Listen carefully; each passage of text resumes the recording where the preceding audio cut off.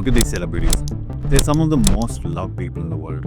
They're constantly surrounded by company, yet at one point or another, each of them have opened up about their struggles with loneliness. It's a simple word that's thrown around a lot, but loneliness is a silent epidemic that's rapidly taking over the world. In fact, 1 in 3 people around the world struggle with it. And that's pretty crazy when you realize that we're living in the most connected era in human history. A popular misconception is that being an introvert means that one is lonely. That couldn't be further away from the truth. So, if it's not about social skills or the number of friends that you have, what exactly makes you lonely? A long time ago, we couldn't afford to be isolated because rejection from our small societies meant death.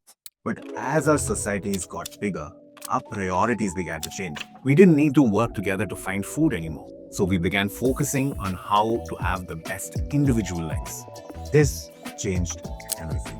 Most of the time, people fall into loneliness by accident. They get caught up with these lifestyle choices and in the process, compromise their relationships. Let's face it.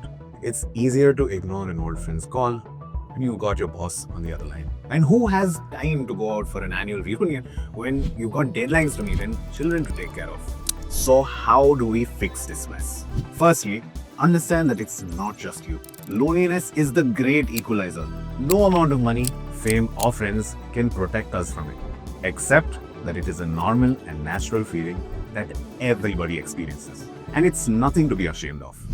Think of it like this. Your stomach grumbling is a sign that you're craving food, right? Well, feeling lonely is a sign that you're craving social connection. And recognizing that need is the first step to satisfying it. Next, think about your relationship with yourself and other people.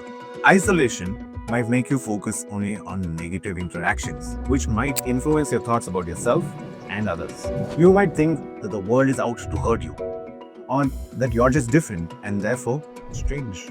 So you end up avoiding social interactions, making you even more lonely.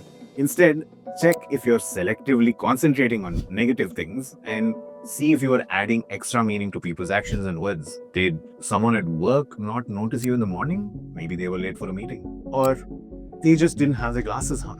Ask yourself these questions. Do you assume the worst in people? Do you think they talk about you behind your back or that they don't want you around? You might just be predicting a social interaction even before it happens, just to protect yourself from getting hurt. If you're unable to find answers to these questions yourself, consider seeking professional guidance. It's a perfectly normal and healthy thing to do.